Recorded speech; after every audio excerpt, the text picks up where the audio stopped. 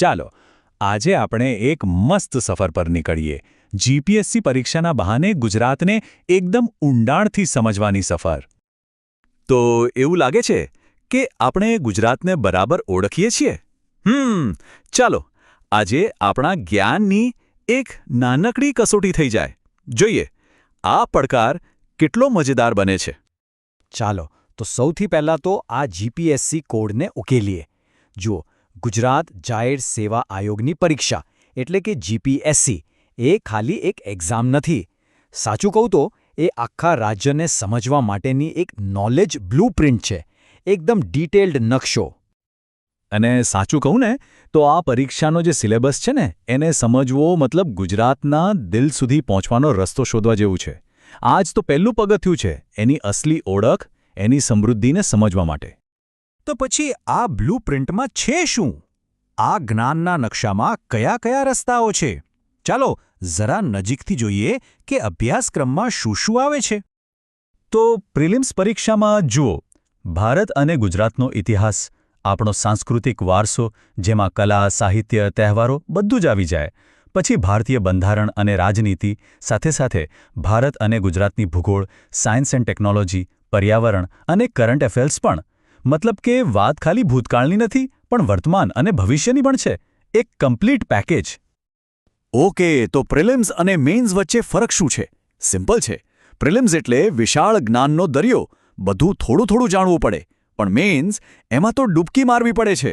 અહીં ઊંડાણપૂર્વક એનાલિટિકલ સમજ જોઈએ. વાત ખાલી શું થયું એ જાણવાની નથી, પણ કેમ અને શા માટે થયું એ સમજવાની છે. ગેમ ચેન્જ થઈ જાય છે અહીં. ચાલો થિયરી બહુ થઈ, હવે થોડી પ્રેક્ટિકલ વાત કરીએ. આપણે સિલેબસની બ્લુપ્રિન્ટ તો જોઈ લીધી, હવે જરા એ જ્ઞાનને ચકાસીએ. એક નાનકડી ફટાફટ ક્વિઝથી શરૂઆત કરીએ જે આપણને સીધા ગુજરાતના શાનદાર ઇતિહાસમાં લઈ જશે. રેડી? તો પહેલો સવાલ, એક એવી જગ્યા વિશે જે આપણા સ્વાતંત્ર્ય સંગ્રામનું ધબકતું કેન્દ્ર હતું, સાબરમતી આશ્રમ. આની સ્થાપના કોણે કરી હતી? વિચારો. આ સવાલ સીધો જીપીએસસીના ભારતનો ઇતિહાસવાળા ભાગમાંથી આવે છે. અને જવાબ છે બીજા કોઈ નહીં પણ આપણા રાષ્ટ્રપિતા મહાત્મા ગાંધીજી. ચાલો હવે આગળ વધીએ. ગુજરાતના ઇતિહાસનું એક બીજું મહત્વનું પાનું, સુરતની ઐતિહાસિક લડાઈ. એ વખતે મરાઠા સેનાને કોણ લીડ કરી રહ્યું હતું? યાદ રાખજો, આ લડાઈ થઈ હતી વર્ષ 1664માં, ઇતિહાસનું એક નિર્ણાયક વર્ષ.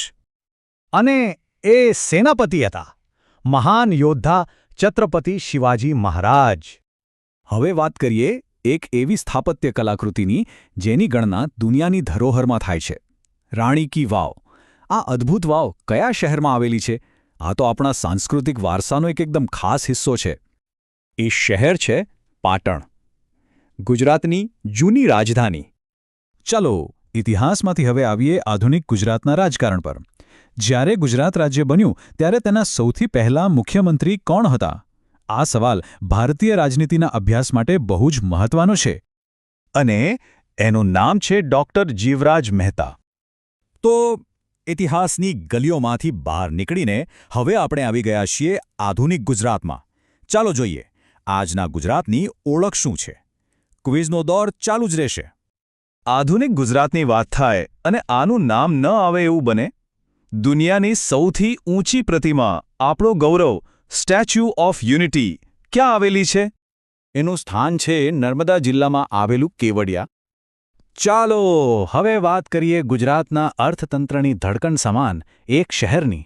કયા શહેરને ટેક્સટાઇલ સિટીનું બિરુદ મળ્યું છે? અને એ છે સુરત, જે કાપડ ઉદ્યોગ માટે દુનિયાભરમાં જાણીતું છે. અને આપણો છેલ્લો સવાલ જે ગુજરાતના ભવિષ્યની ઝલક આપે છે, ભારતનો સૌથી મોટો અને મહત્વાકાંક્ષી smart city project gift city એ ક્યાં આવેલું છે? આ ફ્યુચરિસ્ટિક ફાઇનાન્શિયલ અને ટેક હબ બીજે ક્યાંય નહીં પણ આપણી રાજધાની ગાંધીનગરમાં છે. તો આ નાનકડી ક્વિઝ પછી શું લાગે છે, ગુજરાતને કેટલું ઓળખીએ છીએ આપણે? ચાલો એક નજર નાખીએ કે આ આખી વાતનો સાર શું છે. જોયું? ગુજરાત એટલે વિરોધાભાસોની ધરતી.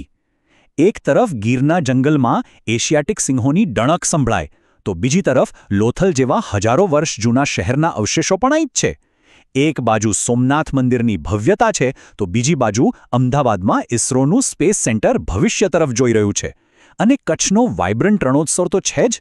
સાચે જ પ્રાચીન વારસો અને આધુનિક વિજ્ઞાનનો કેવો અદ્ભુત સંગમ છે. તો ચાલો આ સફરને અહીં એક સવાલ સાથે પૂરી કરીએ.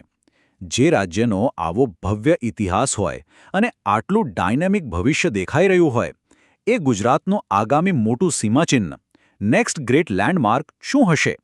આ સવાલનો જવાબ ભવિષ્યના ગર્ભમાં છુપાયેલો છે અને એ વિચારવા જેવો છે, ખરું ને?